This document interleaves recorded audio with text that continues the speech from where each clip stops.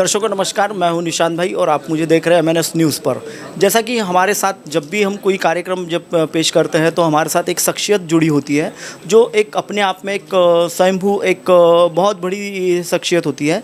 तो जैसे कि आज हमारे साथ हमारे इस प्रोग्राम में मौजूद है नाना पटोले जी। जो नाना पटोले जी यह किसानों के भूमिपुत्र कहलाए जाते हैं और किसानों के राष्ट्रीय स्तर पर भी नेता कहलाए जाते हैं। हाल ही में जो अभी चुनाव हुए विधानसभा के, उसमें साकोली विधानसभा क्षेत्र से नाना भाऊ पटोले ने कांग्रेस की उम्मीदवारी से एक बड़ी तादाद में बहुजन वोट लेकर एक बहुत बड़ी विजय हासिल की हुई है। और उसी के चलते अब नाना भाऊ पटोले यह महाराष्ट्र राज्य की विधानसभा के अध्यक्ष के तौर पर विराजित हुए हैं। तो आज हम उनसे जानेंगे कि उनको यह पद लेने के बाद उनके पीछे क्या क्या, यानी उनको किस तरीके से इसके अनुभव आ रहे हैं, उस बारे में। नमस्कार नाना। आपने देखा होगा कि अनुभव कैसे आ रहे हैं, आप पब्लिक की भीड़ देखने के बाद पता चलता है। जहाँ जनता जनार्दन की सेवा करने का जब भी मौका मिलता है, वो कुर्सी, वो पद सबसे बड़ा महत्व का होता है।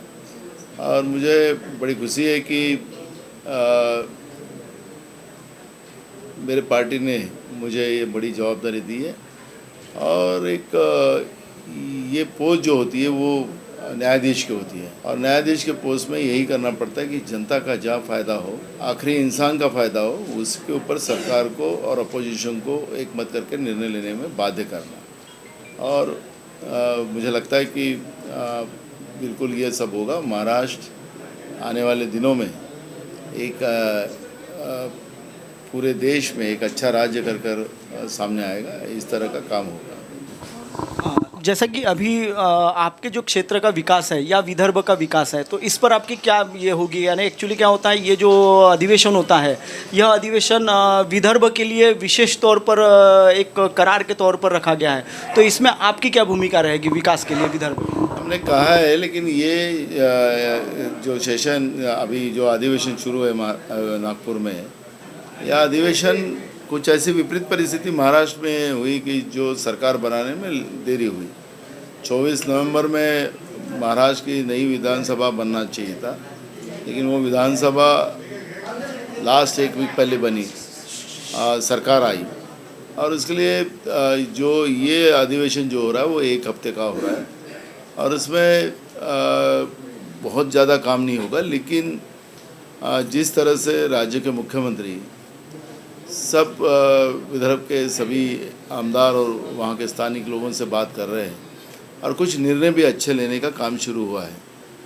आपको बताता हूँ कि आज ही उन्हें एक बड़ा अच्छा निर्णय लिया कि गए सरकार ने मुख्यमंत्री सहायता निधि जो नागपुर में जिसका ऑफिस खोला गया था, और विदर्भ के लोगों को वहाँ पे आके अपनी जो रुग्ण होते हैं उनको उसमें सहायता निधि मिलती थी। लेकिन राष्ट्रपति राजवट लगने के बाद में ये ऑफिस ही बम्बई चले गया, और विदर्भ की जनता के लिए एक सबसे बड़ी मुसीबत हो गई। लेकिन कल मैंने मुख्यमंत्री जी को ये याद दिलाया, तो मुख्यमंत्री जी ने उसमें एक कदम जाके आगे उन्हें एक निर्णय लिया कि आज ही उन्हें एक ऐसा निर्णय लिया कि ये अब नागपुर में ही नहीं रहेगा, हर जिले में इसका ऑफिस बनेगा, और मुख्यमंत्री सहायता निधि हर डिस्ट्रिक्ट के लोगों को उसके ज़िले में मिलेंगी।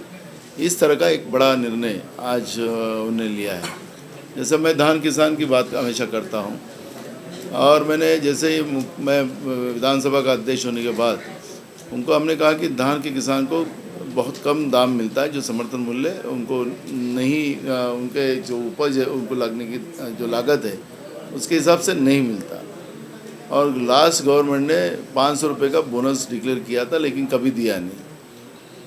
मुख्यमंत्री जी ने लास्ट मंडे को एक निर्णय लिया कि 500 रुपये पर क्विंटल, कोई मर्यादा नहीं, पर क्विंटल किसान को देने का, और वो पैसा जमा भी किसान के खाते में चालू हो गया। इस तरह के एक अच्छे निर्णय लेने का काम विदर्भ के किसानों के लिए, गरीबों के लिए लेने का काम मुख्यमंत्री जी कर रहे हैं। और मुझे लगता है कि ये कम दिनों का भी अधिवेशन हो, लेकिन विदर्भ के जनता को एक न्याय मिलेगा। और कल जो गवर्नर के अभिभाषण के ऊपर मुख्यमंत्री को जवाब देना है, तो मुझे लगता है कि कल और ज़्यादा से ज़्यादा विदर्भ को बहुत सारी जो विदर्भ की जनता को बहुत सारी चीज़ें मिलेंगी, ऐसी उम्मीद मुझे है। जैसा कि अभी हमने महाराष्ट्र जब से स्थापित हुआ है तब से देखा है कि जो अध्यक्ष होते हैं, अध्यक्ष महोदय जो होते हैं, वह आम आदमी को मिल नहीं पाते, आम आदमी उन तक पहुंच नहीं पाते।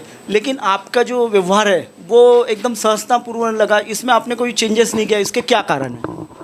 ऐसा है कि मैंने पहला ही अधिवेशन था नागपुर का कल, हमने इस संविधान की प्रास्ताविकता पढ़ी, जो महाराष्ट्र के इतिहास में नहीं तो देश के इतिहास में पहली बार हुआ है कि नई विधानसभा आने के बाद संविधान को, बाबा साहब आम्बेडकर के उपलब्धि को याद कर कर संविधान की व्यवस्था को पूरे सदन को और पूरे महाराष्ट्र को समझाने का काम हमने किया। इसका मतलब है कि ये कुर्सी कितनी भी बड़ी हो, लेकिन ये जनता की कुर्सी है और ये जनता की कुर्सी जनता के काम में आए, यही हमारी मानसिकता हमेशा रही है। आप देख रहे हैं कि अध्यक्ष के क्या पास में कोई जाते नहीं, क्योंकि अध्यक्ष की कोई सार्वजनिक काम करने का कोई अधिकार नहीं होता, ऐसे लोग समझते थे। लेकिन हमने जिस तरह से संविधान की शुरुआत, संविधान की उपलब्धि को गिनते हुए, बाबा साहब आम्बेडकर के विचार को उपलब्धि को गिनते हुए हमने लोगों के सामने बात रखी और लोगों को लगा कि यही से हमारे को न्याय मिलेगा।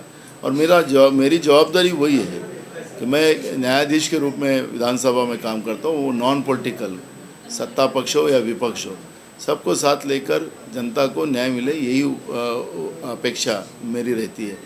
और इसलिए जनता को भी ये लगता है कि न्याय यहीं से मिलेगा और इसलिए जनता मेरे पास आती है। सबको इससे उनके काम भी हो रहे हैं, उनको न्याय मिलने का काम शुरू हुआ है। इसलिए अध्यक्ष के यहाँ पर पहली बार ये जो भीड़ आप देख रहे हो वो उसी का कारण।